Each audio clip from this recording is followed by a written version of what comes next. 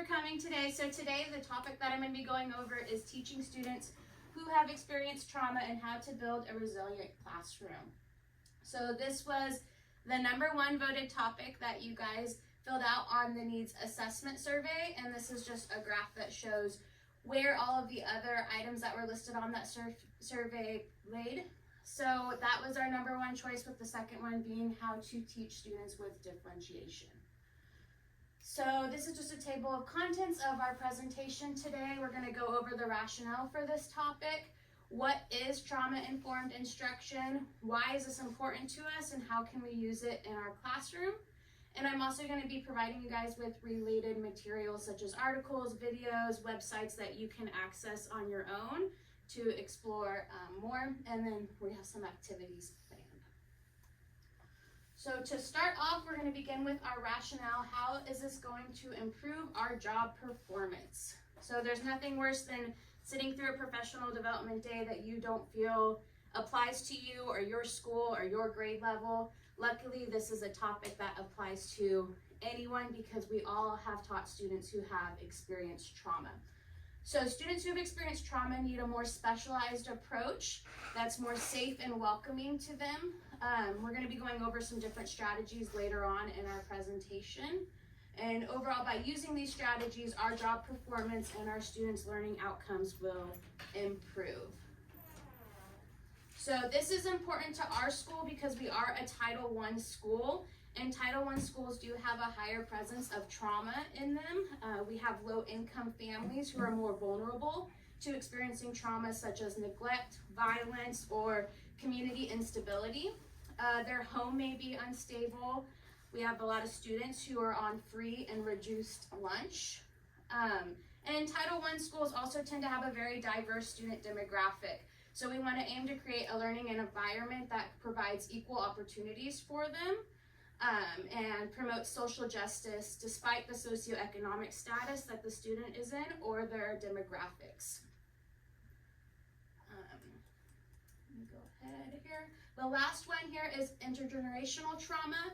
So we have a lot of families here at our school that live with generations before, such as kids living with their parents and their grandparents, and they're kind of getting stuck in a trend of trauma, as also if they experience trauma, like if they experience abuse or neglect, they're more likely to carry on those traits whenever they become an adult. So we really want to support those students to avoid that from happening. We can improve our job performance by doing this, by gaining the knowledge of different strategies, by creating a safe and nurturing and supportive classroom, improving learning and academic outcomes, building empathy and understanding for students, and building resilience in our students. So I do have one activity that we're going to start before we really go into what trauma-informed instruction is and what we can use it for. So this first activity, I'm going to show a short clip of this video, just 2 minutes.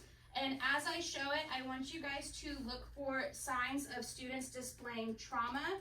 On your paper that I gave you, there is a slide there where you can take notes of different signs that you see that make you think, oh yeah, that student's having a hard time. I wonder what they're experiencing outside. So let me go ahead and click that.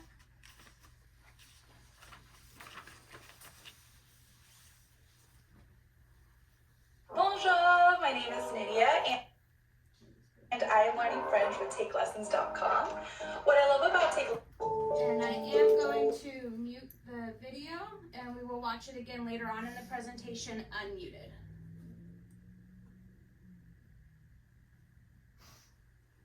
So as you're watching, just reflect on the signs that you are seeing.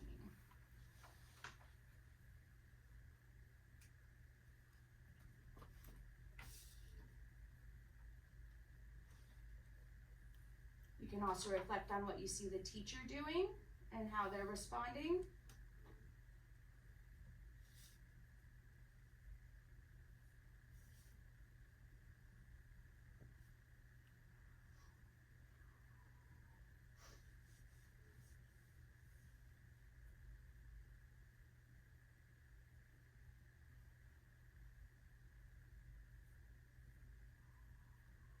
And as you're watching, think if you have ever experienced a situation similar to what we're seeing in these videos.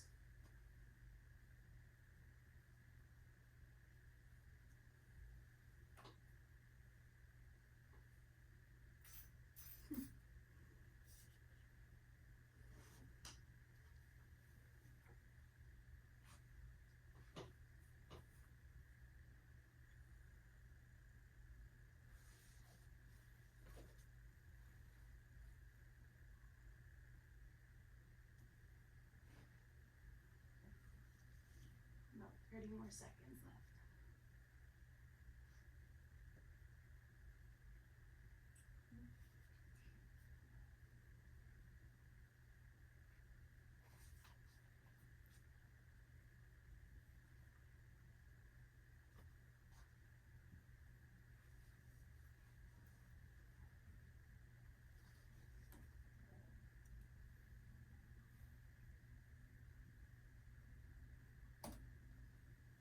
All right, let me get back to the presentation.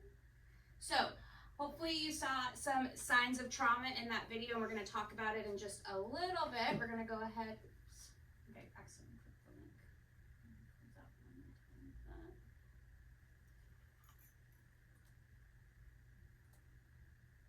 All right, so what is trauma? So trauma is the emotional response that a person has whenever they've experienced a terrible event. Typically, after this event happens, a person will experience shock or denial at first. However, long-term actions that can occur with trauma can occur that include unpredictable emotions, flashbacks, and strained relationships. It does look differently with students versus adults, but a lot of those signs lead in whenever they progress to what we see in more severe trauma. These are the three different types of trauma. We have acute trauma, which happens after a singular event, complex trauma, which is repeated and prolonged abuse, such as domestic violence, and chronic trauma, which is exposure to various and multiple traumatic events. So some examples of acute trauma might be a natural disaster or a fight or an accident, witnessing an act of violence happen. Chronic trauma might be bullying or, like I said, domestic violence. And some examples of complex trauma may include neglect, abandonment, financial instability, physical abuse or sexual abuse that's more than one event, so it's an ongoing abuse that's happening. And this is the type of trauma that we can see within our students that can happen. ACEs are traumatic events that happen before a child turns 18. So physical abuse, sexual abuse, maybe they've observed violence like we just talked about with the different types of trauma. So this is just a list here of different trauma that we can see in children. So what we can do to help our students that have experienced trauma is by using trauma-informed instruction, which begins with an overall understanding of how trauma can affect the student and understanding that many different students experience trauma and that they're not often open about experiencing that trauma. Trauma can have a huge effect on our students.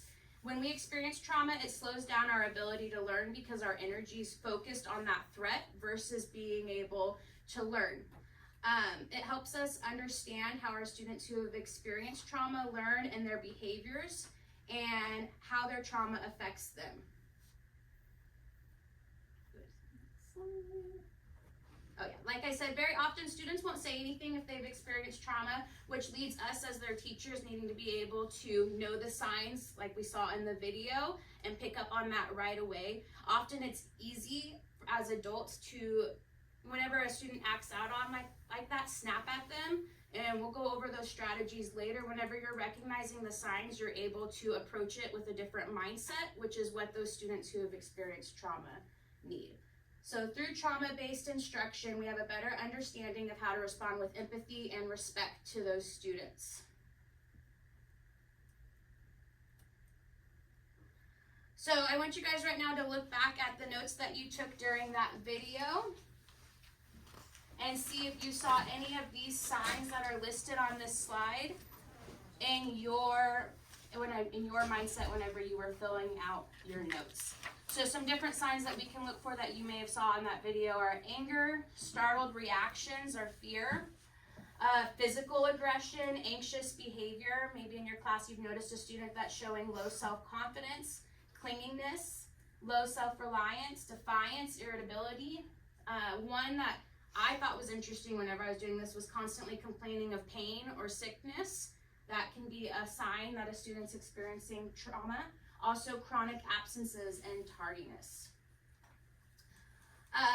Like we said earlier, students don't really identify if they're experiencing trauma, so those signs help us to see that it has occurred and helps us intervene whenever we need to.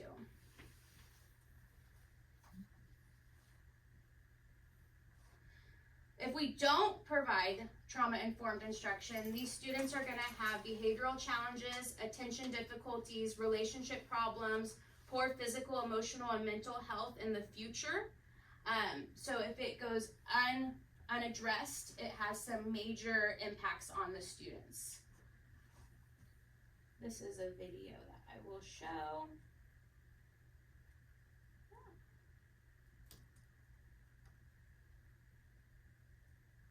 Show in just a minute.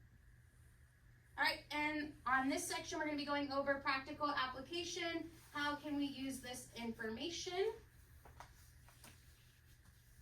So this is an activity that we're going to do, and it's a physical and visual classroom walkthrough. Oops. So we're going to go ahead and we're going to go and walk through a couple of the classrooms around campus to see what we see in each classroom that promotes trauma-informed instruction in our point of view. So I know we haven't gone over the strategies yet, but things that you see that you feel promote a positive learning environment.